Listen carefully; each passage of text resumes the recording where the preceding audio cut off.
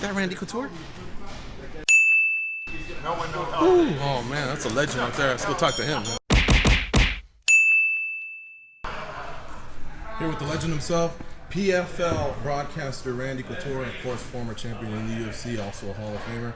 Randy, I loved hearing that PFL is now working with your foundation. Yeah. And every year it seems you guys are on a trajectory to break the record, for the previous year. How many families can you help? Yes. Are you on that same trajectory this year? We are, yes. We got to help 16 families last year, and then there were a couple of ancillary people that we helped like I said, in the communities where we're actually hosting these chapter events here in Vegas, in St. Louis, and in the Pacific Northwest. And we want to continue to do that in those communities because the people that live in these places are the ones that are contributing, coming to the events, giving their money, and getting in our silent auctions and our raffles and all that stuff. So if we can connect the vets that are in this community, it even just makes it that much sweeter.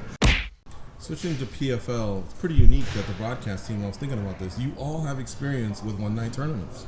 You're an OG, you fought in that type of atmosphere. Yeah. Sean, of course, was a season 1 winner, Yep. and Eve has participated in those one-night tournaments. So you guys know exactly what you're looking for, but what kind of fighter gets through this type of tournament?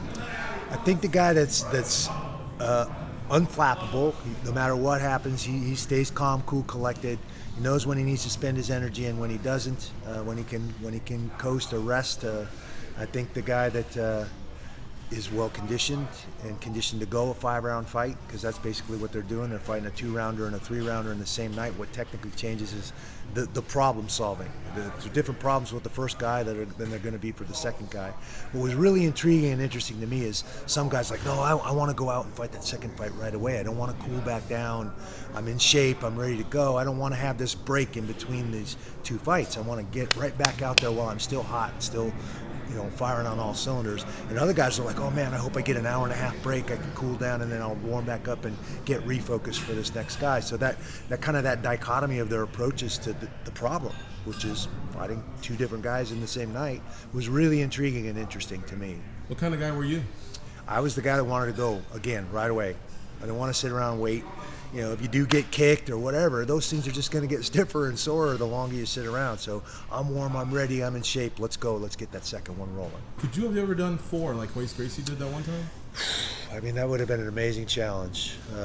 2 is the most I'd ever done in one night. And I did that a few times. I did that in Japan. As for obviously UFC 13 was a two fight night. And those 2 fights were both potentially 20-minute fights. So it was a little bit different animal back then. But 4 would have been a huge challenge, a huge physical challenge.